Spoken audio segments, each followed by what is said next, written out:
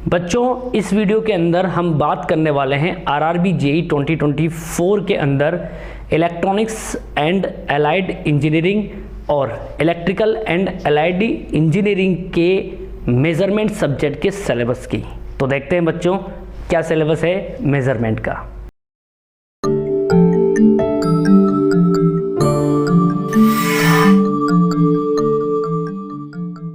So hello students, welcome you all at nimbus learning powered by engineers academy. बच्चों मैं आपको थोड़ा सा सिलेबस के बारे में बता दूं।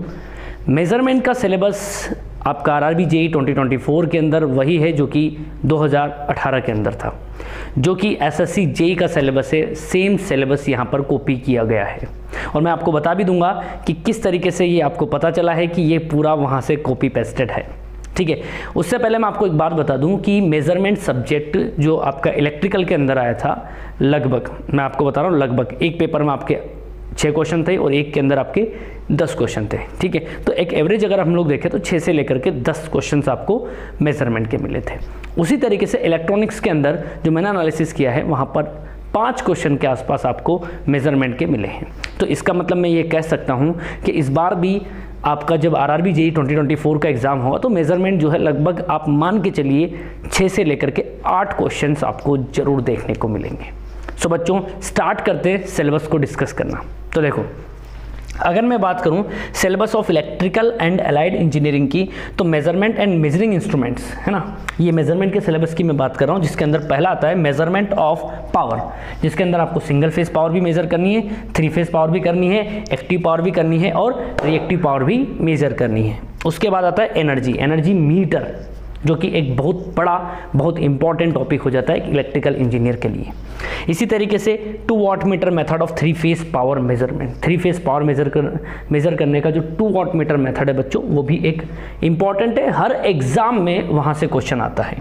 उसी के साथ आपका measurement of frequency and phase angle, ठीक है, यानी फेज एंगल जो आपका पावर फैक्टर एंगल होता है उसकी बात कर रहे हैं। आमीटर एंड वोल्ट मीटर, चाहे वो मूविंग कॉयल हो चाहे वो मूविंग आयरन टाइप हो। और देखो बच्चों मैं आपको एक खास बात बता रहा हूँ कि यहाँ पर ये जो सिलेबस है ना, एसएससी जेईई से कैसे कॉपी पेस्ट किया है, यहाँ मूविंग ऑयल लिखा हुआ है, जबकि ये मूविंग क्या होना चाहिए, कॉयल होना चाहिए। आप जब एसएससी जेईई के सिलेबस को देखेंगे तो वहाँ भी यही लिखा हुआ है मूविंग ऑयल टाइप, यहाँ भी ऐसा कैसे है, इसका मतलब वहीं से कॉपी पेस्ट किया गया है। अब आप ये मत कहना सर आपने कहाँ से किया है। बच्चों मैंने आरआरबी जेईई का जो नोटिफिकेशन आया वहाँ से कॉपी किया है। ठीक है, मूविंग आयरन टाइप इंस्ट्रूमेंट हो गया, extension of range watt meter है ना, वाट मीटर की रेंज एक्सटेंड करने की जो मेथड्स होते हैं उनकी हम लोग बात करते हैं।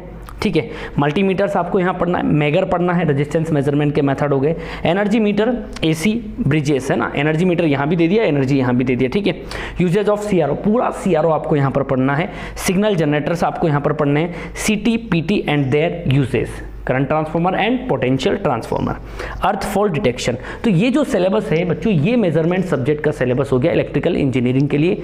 और बहुत मैं बात करूँ लेवल की, तो लेवल भी आपका ईजी लेवल का पेपर यहाँ पर आया था, इतना कोई टफ पेपर नहीं था एज पर मेरे सब्जेक्ट अगर मैं बात करूँ तो। नेक्स्ट हम लोग बात कर लेते हैं बच्चों syllabus of electronics and allied engineering की। अगर इलेक्ट्रॉनिक मेजरमेंट की मैं बात करूं तो यहाँ पर वही टॉपिक्स दिए हुए हैं जो एक इलेक्ट्रॉनिक इंजीनियर के लिए इंपॉर्टेंट होते हैं, जैसे कि मेजरिंग सिस्टम्स। ठीक है, जो बेसिक्स चीज़ें होती हैं मेजरमेंट की वो चीज़ें यहाँ पर आपकी आ जाएगी। Basic principle of measurements, range extension method, यानी कुल मिलाकर के ये अमीटर वोल्ट मीटर की ही बात कर रहा है। हाँ, वाट मीटर आपका उतना इंपॉर्टेंट नहीं होता है, एनर्जी मीटर आपका उतना इंपॉर्टेंट नहीं होता है, लेकिन हाँ कैथोड रे ऑस्किलोस्कोप जो होता है सीआरओ सबसे ज़्यादा इंपॉर्टेंट होता है। एलसीडी और एलईडी जो पैनल्स होते हैं ये भी आपके लिए बहुत ज़्यादा इंपॉर्टेंट होते हैं, और ट्रांसड्यूसर्स भी ज़्यादा इंपॉर्टेंट होता है। तो इलेक्ट्रॉनिक्स के अंदर ये जो मैंने अंडरलाइन किए ये सबसे ज़्यादा इंपॉर्टेंट टॉपिक है। हालांकि पिछली बार क्वेश्चंस जो है ऊपर वाले टॉपिक में से भी आए थे। बच्चों सिलेबस बहुत छोटा है मेजरमेंट का एक इलेक्ट्रॉनिक्स इंजीनियरिंग के लिए, तो बच्चों अच्छे से पढ़िए और मुझे पूरा भरोसा है कि आपने अपनी तैयारी करना स्टार्ट भी कर दी होगी और पूरे आप मतलब बिल्कुल एक मोटिवेटेड होकर के और एकदम तैयारी कर रहे होंगे कि सर इस बार मुझे सिलेक्शन लेना है। बच्चों ऐसे मौके आपको बार बार नहीं मिलते, 5 सालों बाद ये मौका मिला है, तो इस मौके को हमें हाथ से नहीं जाने देना है। तो बच्चों अपनी तैयारी को करते रहिए, अपने फ्यूचर को बनाते रहिए, अपने सपने को पूरा करते रहिए और बने रहिए निम्बस लर्निंग के साथ, क्योंकि यह है आपके फ्यूचर की तैयारी। ऑल द बेस्ट बच्चों। If you really like the video, please hit the like button, share the video, subscribe to our YouTube channel and press the bell icon for the latest updates. Thank you.